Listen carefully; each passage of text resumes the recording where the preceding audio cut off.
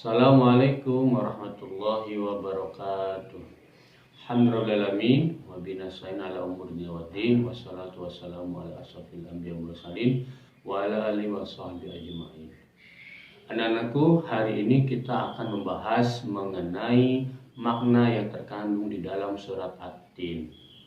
Jika kemarin kita sudah belajar membaca surat At-Tin, dan untuk saat ini kita akan membahas tentang makna yang terkandung di dalam surat At-Tin. Sudah siap? Ya.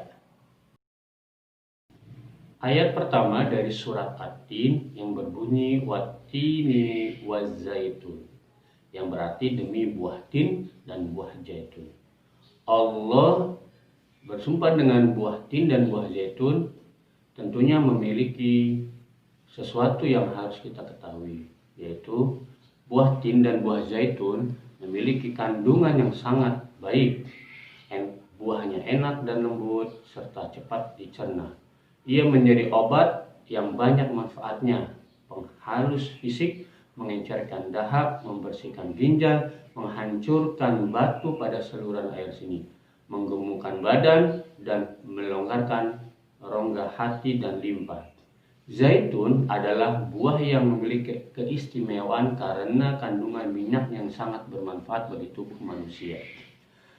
Allah memberikan buah zaitun dan buah tin banyak khasiatnya, dan ini tertuang dalam surat At-Tin ayat pertama.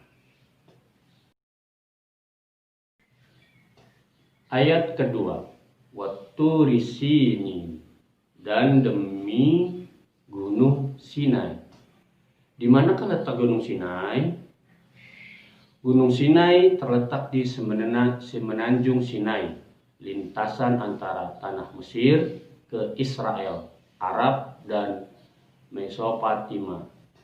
Gunung setinggi 2285 meter ini juga dikenal dengan nama Jabal Musa atau Gunung Nabi Musa.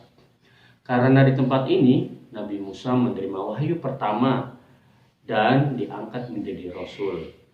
Pada malam Mi'raj, Rasulullah SAW diberhentikan sebentar di tempat ini untuk melaksanakan sholat sebagai penghormatan beliau kepada tempat yang suci ini tersebut.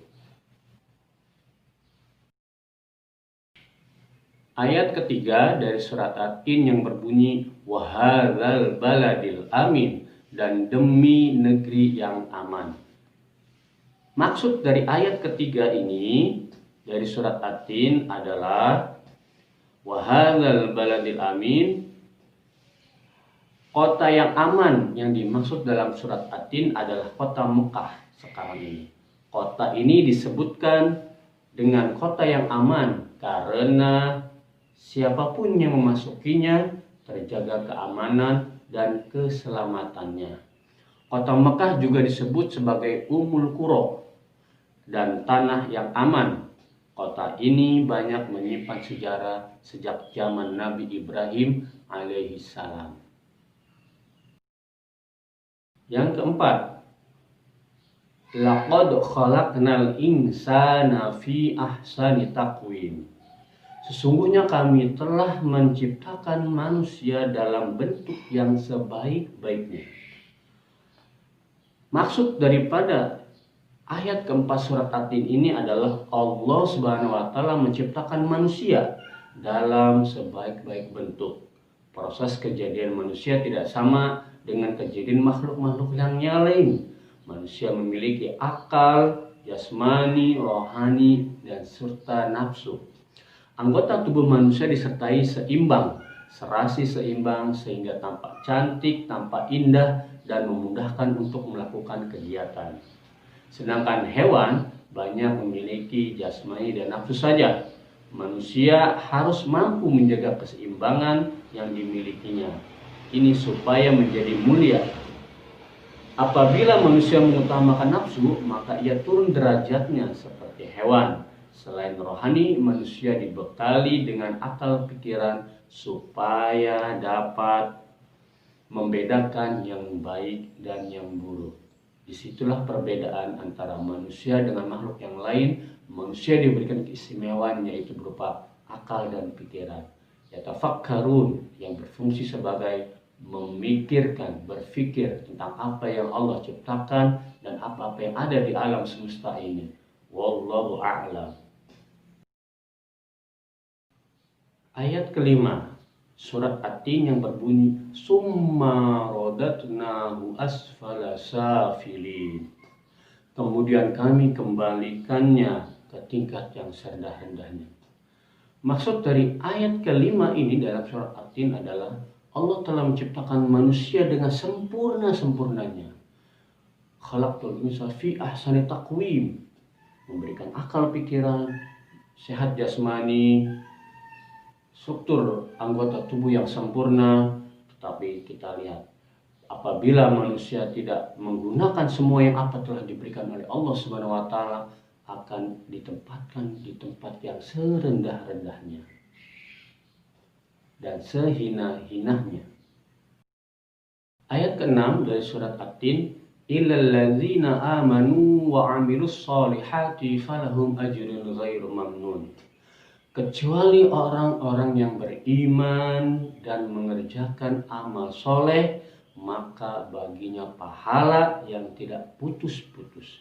Maksudnya anak-anak, jika di ayat kelima Allah akan menurunkan derajat orang yang serendah-rendahnya, sehina-hinanya,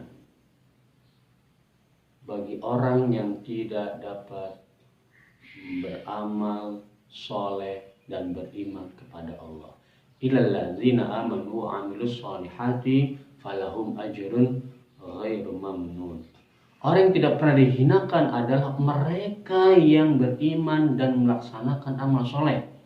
Orang yang demikian itu akan selamat dari kehinaan baik di dunia dan di akhirat.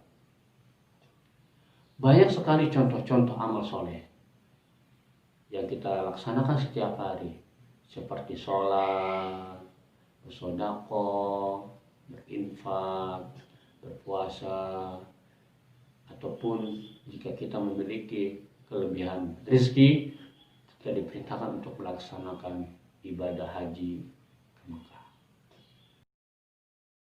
Ayat ke-7 dari surat At-Tin yang berbunyi fama yukadzibuka ba'du biddin. Maka apakah yang membuatmu mendustakan hari pembalasan sesudah itu? Maksud dari surat At-Tin ayat ke-7 ini adalah pada hari kiamat nanti ada hari pembalasan terhadap perbuatan manusia yang dilakukan selama di alam dunia, baik yang buruk ataupun yang baik. Amal baik dan amal buruk akan dibalas oleh Allah SWT di hari kiamat. Manusia seharusnya tidak meragukan adanya hari pembalasan, karena Allah sudah menunjukkan bukti-buktinya. Allah memberikan akal kepada manusia untuk berpikir tentang ciptaannya dan hati untuk merasakan iman. Pertanyaannya adalah, Allah itu untuk mengingatkan semua ini akan adanya hari kiamat agar manusia tidak lupa dan lalai sehingga terjerumus dalam dosa dan kehinaan. Iman kepada hari kiamat tentunya harus kita imani sebagai rukun iman. Yang keenam, tentang qada dan qadar. Rukun iman yang kelima tentang hari kiamat harus kita imani, dan itu akan terjadi. Wallahu a'lam. Hanya Allah yang mengetahui.